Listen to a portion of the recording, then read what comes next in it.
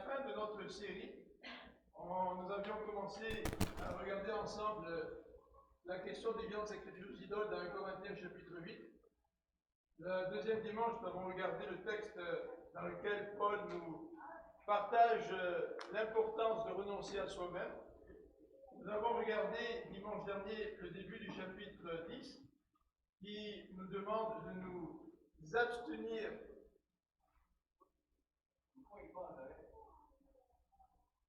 Ah, c'est vrai que si je mets ça, peut-être ça va aider un peu. Avec le masque, vous n'avez pas mis. Là, ça va mieux? Alors, dimanche dernier, on avait regardé le début du chapitre 10 qui nous présentait les exemples du peuple d'Israël. Le peuple d'Israël qui était tombé dans l'idolâtrie. Et Paul nous dit que ces exemples ont été écrits pour nous. Donc, tiens, miracle. Ces exemples du peuple d'Israël ont été écrits pour nous. Et aujourd'hui, ce qu'on voudrait regarder, c'est la deuxième partie du chapitre 10 de 1 Corinthiens, à partir du verset 14. En fait, 1 Corinthiens 10, c'est l'apogée du thème sur les viandes sacrifiées aux idoles qui a commencé dans 1 Corinthiens 8. Donc Paul, il bâtit son argumentation en parlant de l'importance de renoncer à ses droits, en parlant de l'exemple du peuple d'Israël. Puis il arrive au verset 14, et pour terminer donc toute cette question des viandes sacrifiées aux idoles. Et il nous dit au verset 14, « Pour toutes ces raisons, chers amis, je vous en conjure, fuyez le culte des idoles. » Donc ce verset 14 est en quelque sorte une conclusion de ce qui a été dit concernant l'idolâtrie dans laquelle le peuple est tombé. Je pense que ça va venir. Après le son, c'est le PowerPoint. Donc, verset 14. « Pour toutes ces raisons, chers amis, je vous en conjure, fuyez le culte des idoles. » Quand j'ai lu cette expression, fuyez le culte des idoles, il y a une image qui m'est venue en tête, c'est celle de Joseph. Vous vous rappelez quand Joseph a fui la tentation, quand la femme de Potiphar l'avait invité à coucher avec lui, il a fui la tentation et il lui a laissé son manteau entre les mains. Donc, fuir la tentation, c'est quelque chose de très actif. Et Paul, ici, supplie en quelque sorte ses auditeurs en disant « Je vous en conjure, fuyez le culte des idoles. » Au verset 15, « Je vous parle là comme à des gens raisonnables. Jugez vous-même de ce que je dis. » Et l'apôtre Paul, dans ses paroles ici, au lieu d'arriver puis donner une série d'ordres envers les Corinthiens, il fait appel à leur bon jugement, à leur bon sens. Alors ça, c'est un petit peu la mise en contexte de ce qu'on va regarder et qui va suivre. Et qu'est-ce que nous allons regarder? Eh bien, nous allons regarder un texte qu'on peut diviser en deux. La première section, je l'ai appelée « Se consacrer à Dieu ». La deuxième section, je l'ai appelée « Se consacrer à notre prochain ». Et là, on ne voit pas tout à fait le titre sur... vous voyez le titre? Ah oui, vous le voyez. Donc, c'est un petit peu les étapes qu'on va suivre pour regarder ce passage. Alors, première étape à partir du verset, donc la fin du verset 15, et on va le lire ensemble. La coupe de reconnaissance pour laquelle nous remercions Dieu ne signifie-t-elle pas que nous sommes au bénéfice du sacrifice de Christ qui a versé son sang pour nous? Et le pain que nous rompons ne signifie-t-il pas que nous sommes au bénéfice du corps de Christ offert pour nous? Comme il n'y a qu'un seul pain, nous tous, malgré notre grand nombre, nous ne formons qu'un seul corps, puisque nous partageons entre tous ce pain unique. Pensez à ce qui se passe dans le peuple d'Israël. J'entends Israël au sens national. Ceux qui mangent les victimes offertes en sacrifice ne sont-ils pas au bénéfice du sacrifice offert sur l'autel? Alors, il y a 3 éléments dans ce texte qui nous sont présentés, et je voudrais juste les énumérer avec vous. Et avant de les énumérer, j'aimerais simplement dire ceci, c'est que les versets que nous venons de lire mentionnent ce qu'on appelle le service du repas du Seigneur, ou le service de la Sainte Seine, ou le service de la communion. Dans la Bible que je viens d'utiliser, la Bible du Semeur, il nous dit nous sommes au bénéfice du sacrifice de Christ. Mais dans la Bible du Second, on dit nous sommes en communion. Chaque fois qu'on a le terme bénéfice, Nous sommes au bénéfice du corps de Christ, c'est-à-dire nous sommes en communion avec le corps de Christ. Lorsqu'il nous dit au verset 18 que dans l'Ancien Testament, ceux qui offrent des sacrifices sont bénéfices du sacrifice offert sur l'autel, la Bible Louis II dit nous sommes en communion. Donc le mot qui est utilisé au moins 3 ou 4 fois dans ces quelques versets, c'est le mot communion, si vous êtes habitué avec la Bible Louis II.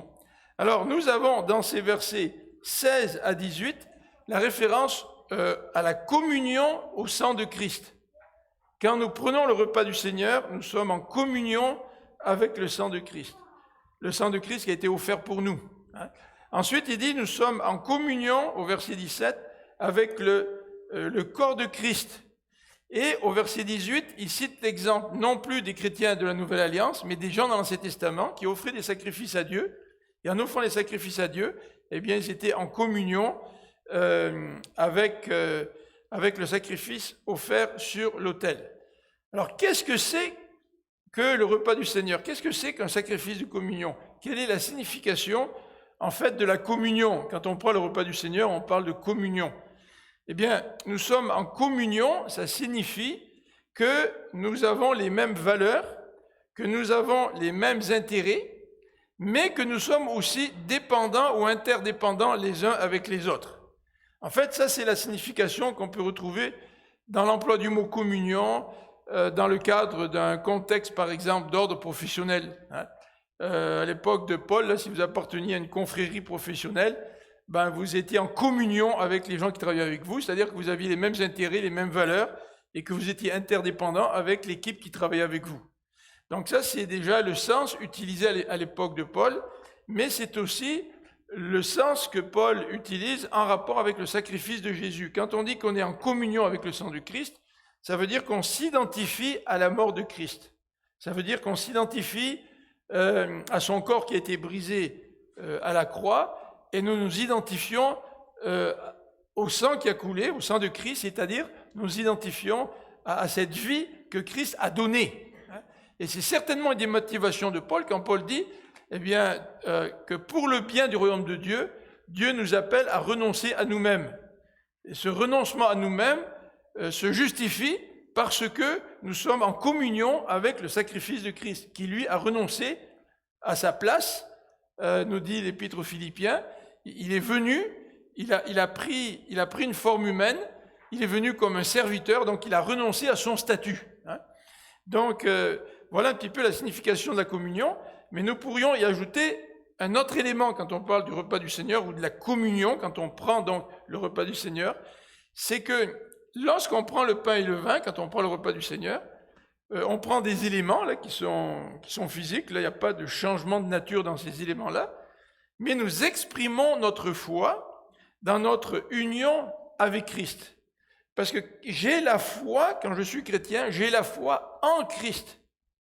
Et l'apôtre Paul nous dit au chapitre 6 de Romains que nous sommes une même plante avec Christ. C'est-à-dire que je m'identifie avec lui dans sa mort, mais aussi dans sa résurrection.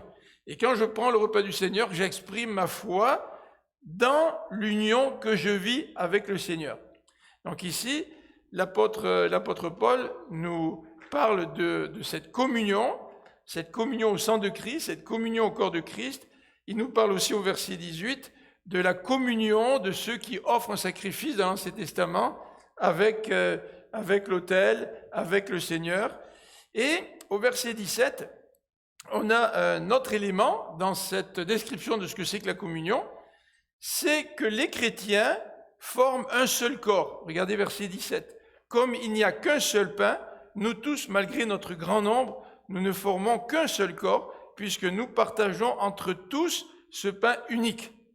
Donc, ce que l'apôtre Paul est en train de dire, c'est que le repas du Seigneur, ce n'est pas un acte individuel. Le repas du Seigneur, ce n'est pas un acte individuel. Je ne peux pas prendre le repas du Seigneur chez moi et tout seul et exprimer ce que le repas du Seigneur représente. Donc, quand je prends le repas du Seigneur, c'est un acte collectif. Et c'est un acte collectif qui exprime mon appartenance aux autres et à Christ. Donc, c'est-à-dire que l'appartenance que nous expérimentons, c'est une appartenance l'un à l'autre, parce que nous faisons partie du même corps, et notre appartenance à Jésus-Christ, puisque ce corps que nous formons, c'est Jésus-Christ qui est la tête. Donc quand je prends ce repas du Seigneur, j'exprime de manière concrète ce qu'est mon identité. Mon identité, ce n'est pas un chrétien qui a reçu un salut personnel, même si c'est vrai qu'on a reçu un salut qui nous touche personnellement, mais c'est un salut qui fait en sorte que nous appartenons à une famille. Le Seigneur, il a voulu se constituer un peuple. Déjà, c'est le thème dans l'Ancien Testament. Dieu s'est constitué un peuple, le peuple d'Israël. Et dans le Nouveau Testament, Dieu se constitue un peuple avec des gens de toute nation, de toute langue, toute tribu. Donc quand il nous sauve, c'est pour nous incorporer dans sa famille. C'est pour nous incorporer dans un peuple. C'est-à-dire que nous appartenons les uns aux autres, puisque nous faisons partie de la même famille.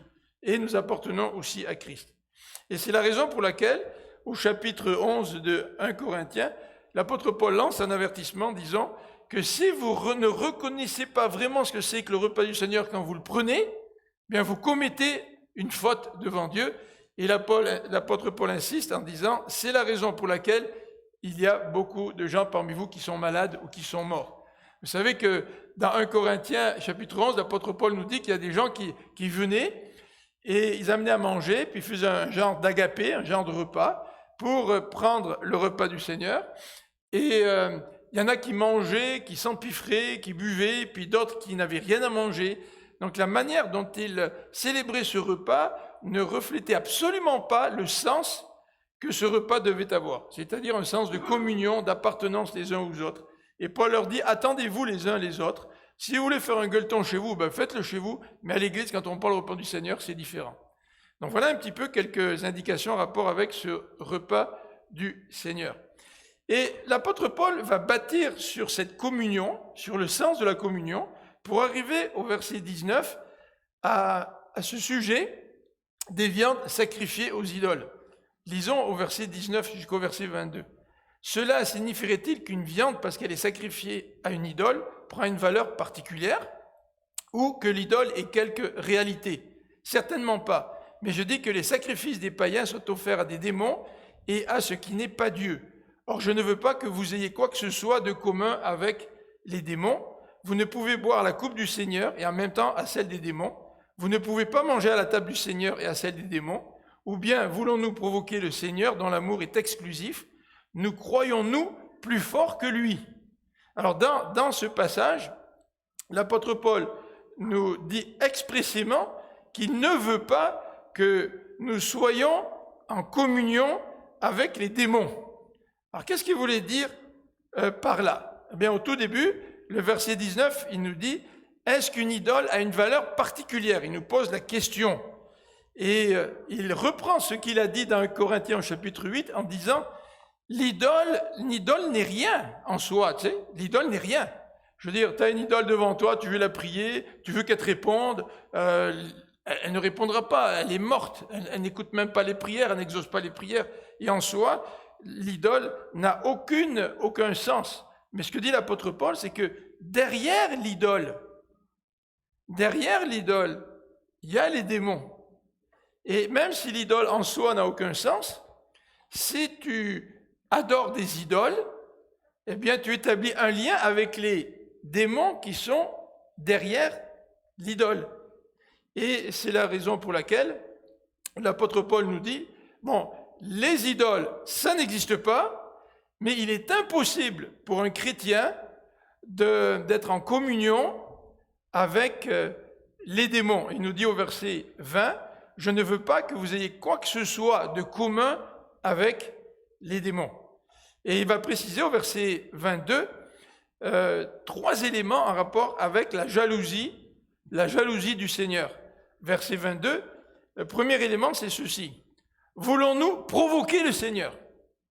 C'est-à-dire que si nous sommes en communion avec les démons parce que nous adorons ces idoles qui ne répondent pas aux prières, qui sont que des objets de bois ou de pierre, ou etc., si vous êtes en communion avec ces démons, eh bien, nous pouvons provoquer le Seigneur. Et c'est la même expression qu'il utilisait au début du chapitre, quand il nous dit que le peuple d'Israël a provoqué la colère de Dieu par ses idolâtries, par son comportement. Donc, premier élément, c'est que dans ce verset 22, c'est que nous pouvons provoquer Dieu si nous sommes en communion avec les démons.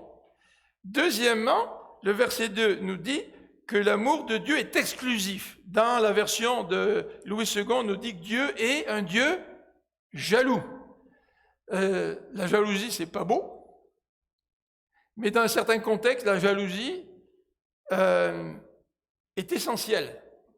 Si tu aimes vraiment quelqu'un, là, puis que tu sais que la personne, elle veut peut-être aller voir ailleurs, ben que tu développes la jalousie, c'est quand même normal. Il y a une jalousie qui est normale, il y a une jalousie qui n'est pas saine du tout. Une jalousie excessive, ce n'est pas de cela dont on parle ici. C'est que Dieu, il s'est acquis un peuple. Et quand Dieu s'est acquis un peuple et que nous lui appartenons, eh bien, Dieu est jaloux de cette appartenance-là. Et le troisième élément dans ce verset nous dit, nous croyons-nous plus forts que lui. C'est-à-dire que si, en étant en communion avec les démons, on provoque la jalousie, on provoque la colère de Dieu, cela veut dire que nous nous croyons plus forts que lui. Si vraiment Dieu est le Dieu tout-puissant qui va réagir, craignons Dieu, craignons la réaction de Dieu et ne soyons pas en communion avec les démons. Alors, je voudrais terminer cette section par des applications pratiques assez rapidement. Première application pratique, nous voyons aujourd'hui très bien les manifestations démoniaques évidentes dans notre culture. Tout ce qui touche les sens occultes, tout ce qui touche, par exemple, la prédiction de l'avenir, les tireuses de cartes, les jeux à connotation occulte. Hein. Vous savez qu'il y a des éléments très, très précis, et si on y touche, on va être en contact avec ce qu'on appelle le monde démoniaque. Donc ça, c'est assez clair. Mais ce qui est moins clair pour nous, en tant que chrétiens, ce sont toutes ces manifestations démoniaques plus subtiles. Et je me demande si en tant que chrétien, parfois on n'est pas en communion avec le monde démoniaque dans des domaines beaucoup plus subtils. Par exemple, le domaine du jeu. Pourquoi quelqu'un joue et est prêt à dépenser des milliers d'argent pour le jeu? Moi, je me demande s'il n'y a pas un lien aussi là derrière tout ça. Il y a certainement d'autres domaines aussi qui sont beaucoup plus subtils et avec lesquels parfois nous flirtons, sans vraiment réaliser que derrière ces pratiques-là, nous avons des influences qui sont certainement occultes. Alors, pas occultes comme si vous allez voir une tireuse de bonne aventure ou si vous allez voir un médium, c'est pas aussi direct que ça. Mais il y a une influence de Satan, une influence du mal pour nous faire tomber. Dernier élément que je voudrais souligner, c'est que la semaine dernière, on avait parlé de compromis et de complaisance. Souvent dans notre vie, lorsque nous tolérons des compromis, des complaisances, ben nous sommes liés dans notre vie chrétienne. Hugo parlait tout à l'heure de la cigarette. Tu sais. C'est certain que dans notre vie, parfois, on peut se complaire dans des situations qui fait que nous sommes liés. Nous sommes liés, puis nous le sentons. Et nous prions Dieu pour qu'il vienne nous libérer, mais ce n'est pas toujours évident, ce n'est pas toujours facile. Il y a un véritable combat à avoir pour que Dieu nous permette de couper avec toutes ces choses qui nous lient à l'ennemi, plutôt que de nous faire vivre la libération dans le Seigneur. Deuxième élément donc. Premier élément, c'est d'être consacré à Dieu. On est consacré à Dieu parce qu'on est en communion avec lui. On est consacré à Dieu parce qu'on refuse d'être en communion avec tout ce qui touche le milieu démoniaque, de près ou de loin. Tu sais. Le deuxième élément dans ce chapitre que l'on voit, c'est d'être consacré au bien de mon prochain, à partir du verset 23. Et en lisant ce passage, ce que nous pouvons remarquer, c'est que ce passage reprend le résumé de la loi. Vous savez que le résumé de la loi, c'est tu aimeras Dieu, de tout ton cœur, de ton âme, de toute ton énergie, etc., et ton prochain comme toi-même. Quand Paul parle de la communion, il parle de la consécration à Dieu. Nous sommes consacrés à Dieu, c'est la raison pour laquelle je ne peux pas aller manger des viandes sacrifiées aux idoles dans les temples, parce que je suis consacré à Dieu. Et donc ça revient à la question des viandes sacrifiées aux idoles, tout ça là. Donc Paul dit, parce que vous êtes consacrés à Dieu, vous ne pouvez pas aller manger des viandes sacrifiées aux idoles dans le temple. Et il nous dit à partir du verset 23, parce que tu es consacré à Dieu, tu vas aussi te consacrer au bien de ton prochain. Et on va voir comment cette consécration à mon prochain influence toute la question des viandes sacrifiées aux idoles. Verset 23. Oui, tout m'est permis, mais tout n'est pas bon pour nous. Tout est permis, mais tout n'aide pas à grandir dans la foi. Ou certaines versions, tout est utile, mais tout n'est pas bon. C'est un premier principe qui nous est donc présenté à partir du verset 23 dans cette deuxième section. Donc j'y arrive. C'est un premier principe et ça fait écho au texte de 1 Corinthiens 6, verset 12, qui reprend exactement le même verset. Tout m'est permis, mais tout n'est pas bon pour moi. Tout est permis, mais tout n'aide pas à grandir dans la foi. Mais le contexte d'un Corinthiens 6, c'est un contexte d'inconduite. Et Paul va dire, oui, tout est permis. Mais est-ce que tout est utile pour toi? Et est-ce que tout aide à grandir dans la foi? Et en particulier, si vous lisez le chapitre 6, il va parler donc d'inconduite. Alors, le premier critère que Paul présente, c'est celui-ci. Tout n'est pas bon pour nous. On est dans une société où nous avons étalé devant nous toutes sortes de choses qui sollicitent notre choix. Et en soi, ces choses ne sont pas mauvaises. En soi, ce n'est pas mauvais du tout. Mais est-ce que c'est bon pour moi? Est-ce que c'est bon pour mes frères et sœurs? Est-ce que ces choix que je vais faire, même si en soi, c'est une certaine légitimité, est-ce que c'est bon? Prenons un exemple. Prenons l'exemple d'éducation des enfants. Aujourd'hui, on va vous présenter toutes sortes d'activités pour les enfants, vrai? Vous pouvez passer toute la fin de semaine, vous pouvez passer tous les soirs de la semaine, inscrire vos enfants dans toutes sortes d'activités. Est-ce qu'une activité est meilleure qu'une autre? En soi, non. En soi, tout est bon. En soi, tout est légitime. Mais en tant que parents, nous faisons des choix. Nous faisons des choix pour savoir si c'est bon. Même si telle activité en soi est bonne, ça ne veut pas dire qu'on va se lancer dans tout et qu'on va inscrire nos enfants dans toutes les activités possibles et inimaginables. Deuxième critère que présente l'apôtre Paul au verset 23, c'est tout n'aide pas à grandir dans la foi. C'est-à-dire que tout ce que Dieu a fait en soi, c'est bon, mais tout ce qui est devant nous, est-ce que vraiment c'est ce que Dieu veut pour moi? Est-ce que ces choix que je vais faire vont m'aider à grandir dans la foi? Donc là, on a un critère intéressant dans la manière d'établir des choix. Est-ce que c'est bon pour moi? Et est-ce que ça m'aide à grandir dans la foi? Deuxième principe au verset 24. Que chacun de vous, au lieu de songer seulement à lui-même, bon, songer à soi-même, c'est pas mauvais en soi, mais que chacun de vous, au lieu de songer seulement à lui-même, recherche aussi les intérêts des autres. Alors là, on a un deuxième principe qui est extrêmement intéressant, c'est que ce qui distingue le croyant du non-croyant, c'est que pour le non-croyant, tout est permis et il peut tout faire. C'est-à-dire que la vie du non-croyant, elle se caractérise par un égocentrisme. Tout est centré sur lui. Tandis que la vie du croyant se distingue de celle du non-croyant parce que le croyant porte attention aux intérêts des autres. Et les intérêts des autres sont extrêmement importants dans la vie du croyant. C'est ça qui fait la différence. Enfin, c'est une manière de faire la différence entre le croyant et l'incroyant. C'est ce que dit l'apôtre Paul. Alors, la relation avec le Christ, la relation que nous disons avoir avec le Christ, implique une relation avec mon prochain.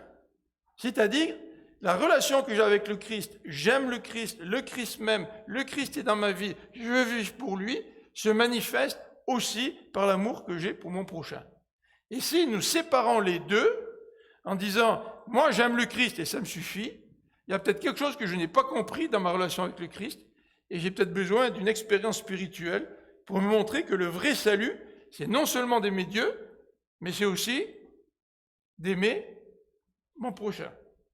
Alors, on arrive au verset 25, à cette question des viandes sacrifiées aux idoles. Paul y revient du verset 25 à 30, il nous dit ceci. Vous pouvez manger de tout ce qui se vend au marché sans vous poser des questions par scrupule de conscience sur l'origine de ces aliments. Vous vous rappelez que les viandes étaient offertes en sacrifice au temple, c'était l'habitude à l'époque, et ensuite le surplus on le prenait, on l'amenait au marché, puis c'était vendu au marché. Donc les chrétiens qui vont au marché, ils achètent de la viande, et certains se disaient, est-ce que je peux manger cette viande-là ou pas? Elle a été offerte en sacrifice. Tu sais. Mais Paul, il dit, vous occupez pas de savoir où est-ce que cette viande-là a été offerte, vous la prenez, vous la mangez, point, c'est tout. Vous posez pas de questions. Et au verset 28, il continue, et il nous dit, au verset 26, il nous dit, car la terre et ses richesses appartiennent au Seigneur. Là, on a une approche extrêmement positive de l'apôtre Paul. Et ça jure un peu avec l'approche que certains chrétiens peuvent avoir face au monde. Tu sais, quand on est chrétien, on se dit, on vit dans un monde pécheur. Tout ce que les gens font, c'est teinté par le péché. Tout ce qui est dans le monde, là, c'est tellement marqué dans le péché que finalement, ma tentation, c'est de vivre un petit peu dans une caverne à l'écart. Tu sais. Mais là, on n'a pas du tout la même attitude de l'apôtre Paul. Parce que Paul, il reconnaît que la terre, ses richesses appartiennent au Seigneur. Tout appartient au Seigneur. Donc, ça lui permet d'approcher la vie avec un certain positivisme, si vous voulez, avec d'un côté positif, là, tu sais. Au lieu de me casser la tête en me disant, écoute, dans ce monde, là, tout est affecté par le péché, donc je me méfie des pécheurs, je me méfie de ce que les uns font, ce que les autres font, etc. Puis je suis tout le temps sur la défensive face aux gens qui ne connaissent pas Dieu, tu sais. Mais c'est pas ça l'approche de Paul. Paul, il dit, écoutez, là, ce qu'il y a au marché, achetez-le, mangez-le, sans vous poser des questions, parce que tout appartient au Seigneur. Ouais, c'est quand même libérateur, ce que l'apôtre Paul est en train de nous dire. Et au verset 27 et 28, il va aborder la question de l'invitation d'un non-croyant. Verset 27. Si un non-croyant vous invite et que vous désiriez accepter son invitation, mangez tranquillement de tout ce que l'on vous servira, sans vous poser de questions, par scrupule de conscience. Moi, si un non-chrétien m'invite, je ne sais pas si vous êtes comme ça vous, mais si on est un petit peu sur la défensive, il n'est pas chrétien, lui, peut-être il va m'amener à faire des compromis dans ma vie spirituelle, donc je ne me sens pas tout à fait libre. Mais là, Paul, on dirait qu'il a une certaine liberté avec les non-croyants. Tu sais. Il dit donc, si tu vas manger sur un non-croyant, il t'invite, mange de tout, il va te servir de la viande. Puis cette viande, forcément, elle a dû être offerte dans les temples, tu sais. Puis elle a dû être vendue au marché, et puis elle aboutit maintenant dans mon assiette. Tu sais. Moi, je dis, te pose pas de questions par scrupule de conscience. Donc ça veut dire que parfois on a tellement de scrupules dans notre conscience, c'est qu'on a une conscience trop sensible. Tu sais. Et on en a trop de scrupules, d'après ce que dit l'apôtre Paul. Mais au verset 28, il dit, si quelqu'un vous dit, cette viande a été offerte en sacrifice à une idole, alors n'en mangez pas à cause de celui qui vous a prévenu et pour des raisons de conscience. Donc si quelqu'un te dit, cette viande a été offerte en sacrifice, n'en mange pas. Pourquoi? Pourquoi ne pas en manger? L'apôtre Paul a déjà dit, dans le chapitre 8 et 9, que nous devrions être prêts à renoncer à des droits pour le bien de notre prochain.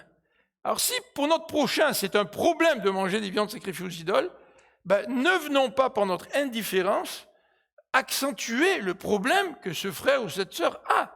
Donc abstiens-toi, ça veut dire renonce à tes droits. Parce que Paul le dit clairement, tu as le droit de manger de ces viandes-là. C'est difficile de renoncer à nos droits. Hein. Nous, on s'en fout, ces viandes sacrifiées aux idoles, c'est pas notre problème. Mais si le Seigneur demande à renoncer, comme dit Hugo, tu as dit ça tout à l'heure dans le témoignage, hein, il y a quelque chose que le Seigneur demande de renoncer, puis c'est difficile. C'est difficile de renoncer à nos droits. Mais si notre amour pour Dieu est plus grand que nos droits, si notre amour pour notre prochain est plus grand que nos droits, nous accepterons de renoncer à nos droits pour le bien de notre prochain. Et souvent, nous argumentons, nous raisonnons, nous disons « notre prochain, il est faible dans la foi, il y a quelque chose qu'il n'a pas compris. Nous, on a compris. » Et les Corinthiens, c'est ça qu'ils disaient. Les Corinthiens disaient « Nous, notre intelligence, notre sagesse est tellement importante. » Tu sais. Mais Paul dit non, l'amour du prochain est bien plus important que ta propre compréhension des choses. Alors, le verset 29 et 30 va parler des scrupules de conscience. Par conscience, j'entends évidemment non la vôtre, ne centre pas les affaires sur toi, là. Toi, tu n'as pas de problème à manger la viande sacrifiée aux idoles, mais la sienne. Pourquoi, en effet, exposerais-je ma liberté à être condamné du fait que notre a des scrupules de conscience? Ça veut dire que si moi, j'exerce ma liberté, et qu'en exerçant ma liberté, je suis une occasion de chute pour mon frère, eh bien ma liberté devient une condamnation. L'usage de ma liberté me condamne devant Dieu parce que je fais du mal à mon frère qui a une conscience peut-être beaucoup plus sensible que la mienne. Alors le verset 30 nous dit, « Si je mange en remerciant Dieu, pourquoi serais-je critiqué au sujet d'un aliment pour lequel je rends grâce à Dieu ?» Alors, moi je rends grâce à Dieu pour tout, mais je ne vois pas que ma liberté de manger de la viande soit l'occasion pour un frère de me critiquer. Donc, par amour pour mon frère, je vais m'abstenir, dit l'apôtre Paul. Ce qui est intéressant aussi, c'est que Paul nous dit, si un non-croyant t'invite, puis il dit, si un non-croyant t'invite et que quelqu'un te dit, la viande a été offerte en sacrifice. C'est important pour le non-croyant. Quand le non-croyant te dit, cette viande a été offerte en sacrifice, là, tu es obligé de prendre position.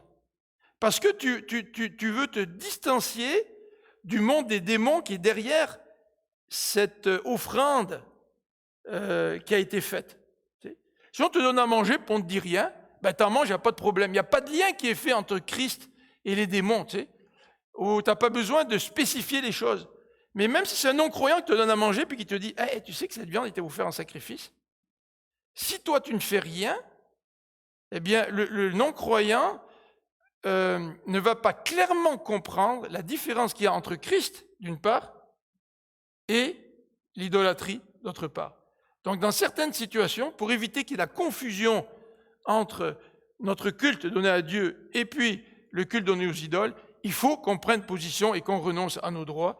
C'est ce que l'apôtre Paul nous dit ici. Alors, on va terminer avec deux éléments. Tout d'abord, la gloire de Dieu et ensuite deux ou trois applications pratiques. Versets 31 à 33, la gloire de Dieu, verset 31. « Ainsi que vous mangiez ou que vous buviez, bref, quoi que ce soit que vous fassiez, faites tout pour la gloire de Dieu. » Alors, tout pour la gloire de Dieu, ça veut dire que je fais tout par amour pour Dieu. Mais si je fais tout par amour pour Dieu, ça veut dire par conséquent que je dois agir aussi par amour pour mon prochain. Et si je refuse d'agir par amour pour mon prochain, ça veut dire que je n'agis pas pour la gloire de Dieu. C'est aussi clair que cela. Verset 32.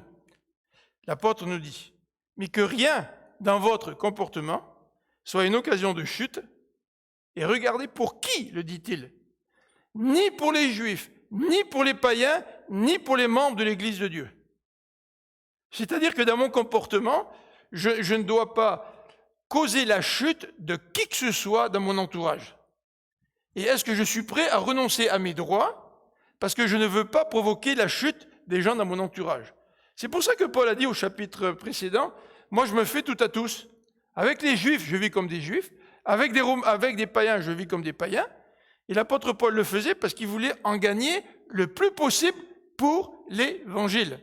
Donc, vivre en mettant seulement l'accent sur mes droits ne reflète pas ce que je prétends. C'est-à-dire, je prétends aimer Dieu. Si je prétends aimer Dieu, parce que j'aime mon prochain, je suis prêt à renoncer à mes droits pour la cause de l'Évangile. Alors, dans le verset 33, l'apôtre dit « Agissez comme moi qui m'efforce en toutes choses de m'adapter à tous. » Un des critères, si vous voulez être missionnaire, c'est d'avoir une grande capacité d'adaptation. Pas seulement être missionnaire parmi les pygmées, là, mais si vous êtes Canadien ou Québécois, vous voulez être missionnaire en Europe, eh bien, les agences missionnaires vont regarder votre capacité d'adaptation parce que vous allez rentrer dans une nouvelle culture. Puis vous savez que, moi, il y a des choses que je trouve extraordinaires en France, à part le soccer, bien sûr, là. Mais il y a du bon vin, il y a du bon fromage. Tu sais. Et si moi, j'arrive au Québec, et puis je commence à vivre ma vie au Québec, puis là, je commence toujours à comparer avec ce qu'on a en France et ce qu'on n'a pas ici. Ça va être pas mal fatigant pour ceux qui sont autour de moi, tu sais. À un moment donné, il faut que je comprenne que quand je vis dans un nouveau pays, il faut que je m'adapte. Il y a une adaptation, donc je dois renoncer à certaines choses. Tu sais. Et ça, c'est une faculté essentielle pour quelqu'un qui veut travailler dans d'autres cultures, dans d'autres milieux.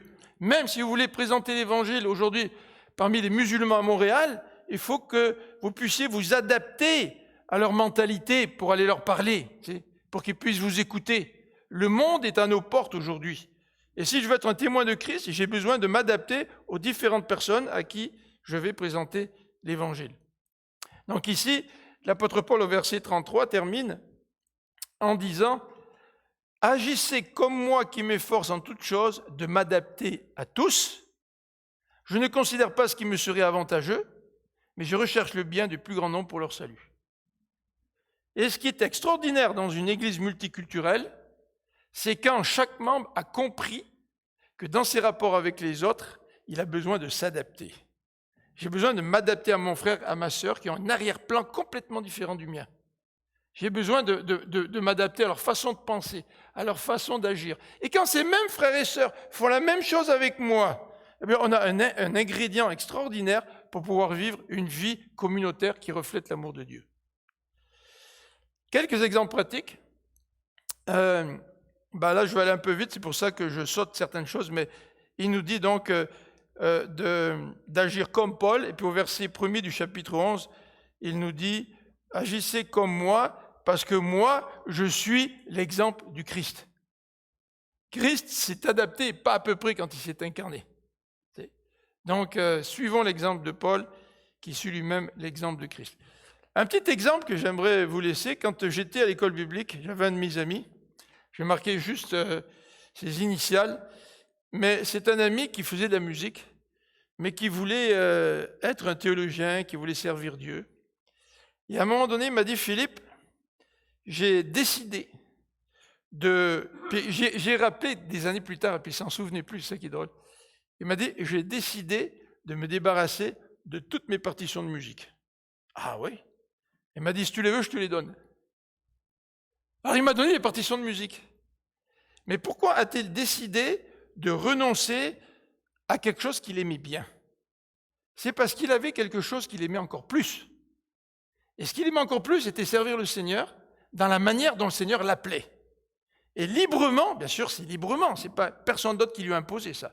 Il a compris que son attachement à la musique allait être un obstacle à son service de son Dieu. Donc, qu'est-ce qu'il a décidé? Il a décidé de se débarrasser de ceux qui pouvaient être un obstacle pour le service du Seigneur. Un exemple bien pratique. Nous avons parlé tout à l'heure de l'exercice de choix. Dans l'exercice d'un choix, nous risquons de pécher, même si ce qui est devant nous en soi est légitime. Tout est bon, hein? Tout est permis. Mais est-ce que c'est utile pour toi? Est-ce que c'est quelque chose qui contribue à ta croissance? Et aujourd'hui, on a un monde, nous vivons dans un monde qui nous présente un paquet de choix. Tellement que c'est parfois paralysant, parce qu'on a peur de se tromper. Vous savez, du temps de nos grands-parents, eh bien, on ne se posait pas la question de qu'est-ce qu'allait être notre métier. On prenait le même métier que son père. Donc, on suivait l'exemple de son père. Et c'est vrai que quand tu as un choix devant toi, ça te rend responsable, bien sûr, mais parfois c'est bien compliqué quand on a plein de choix devant nous. Mais comment faire le ménage dans tout ça? Eh bien, Paul nous présente quelques critères. Sois consacré à Dieu et sois consacré à ton prochain. Est-ce que le choix que tu vas faire, qui t'est permis, qui en soi c'est bon la chose que tu voudrais faire, est-ce qu'elle est utile pour toi? Est-ce qu'elle est bonne pour toi? Et est-ce qu'elle est utile pour ta croissance spirituelle? Alors, ce que je voudrais faire, c'est ce mercredi, on a une rencontre, comme vous le savez, tous les mercredis, d'études bibliques et de prières. Mais pour ceux qui participent à la rencontre du mercredi, ou pour ceux qui voudraient y participer, j'aimerais qu'on fasse un suivi de cela. C'est-à-dire, j'aimerais que nous puissions penser à quel domaine dans notre vie, quel domaine qui est légitime, qui est tout à fait légitime. Mais est-ce que ça vous est arrivé dans votre vie de renoncer à certaines choses pour pouvoir aimer, vous consacrer davantage à Dieu et davantage vous consacrer à votre prochain? Hugo donne un exemple, là, il y avait un projet de bâtiment ici, et les gens ont décidé, ça a d'abord été le leadership, n'est-ce pas Hugo? Le leadership a décidé de poser certains choix pour l'œuvre du Seigneur. Et ça a été des choix libres qu'ils ont posés. Personne n'a forcé qui que ce soit pour donner des montants, etc. Mais librement, les gens ont décidé. Oui, tout est permis. Je peux faire ce que je veux avec mon temps. Tout est permis, je peux utiliser l'argent comme je veux. Tout est permis, c'est vrai. Tout vient de Dieu, c'est lui le Seigneur de tout. Mais maintenant, dans mes choix, est-ce que je reflète ma consécration à Dieu et ma consécration à mon prochain? Et dans cette question des viandes sacrifiées aux idoles, Paul dit aux Corinthiens, soyez consacrés à Dieu, c'est-à-dire n'allez pas manger des viandes sacrifiées aux idoles dans le temple, ça c'est hors de question, mais il dit soyez consacrés aussi à votre prochain, parce que si votre prochain a des problèmes de conscience par rapport à ces viandes qui ont été consacrées aux idoles, et qui se vendent sur le marché, si votre frère a un problème, parce que vous êtes consacré aussi à votre prochain, bien renoncez à votre liberté que Dieu vous donne. C'est une liberté que Dieu vous donne de manger ces viandes sacrifiées aux idoles. Alors mercredi prochain, est-ce qu'on peut penser à cela? Est-ce que peut-être d'ici mercredi, Dieu va vous montrer quelque chose dans votre vie? Je ne sais pas. Quand on demande à Dieu de nous parler, il ne faut pas s'étonner s'il nous parle. Comme dit Hugo, là. J'ai demandé à Dieu, qu'est-ce qui m'empêcherait de te servir? Je ne peux pas toujours dire, il faut laisser la place aux jeunes. Dieu répond. Alors moi, je nous invite à faire cette même prière aujourd'hui avec Dieu, en lui disant, Seigneur, montre-moi dans ma vie s'il y a quelque chose qui est tout à fait légitime en soi. S'il y a, je ne sais pas, un loisir, une habitude, un plaisir, tout, c'est bien légitime, mais je me rends compte, Seigneur, que ça n'est pas utile, même si c'est permis. Et Seigneur, ce n'est pas en tout cas utile pour mon frère et ma croissance dans le Seigneur, ma croissance avec toi. Et je vous invite donc à faire un petit partage mercredi ensemble par Zoom. On va prier?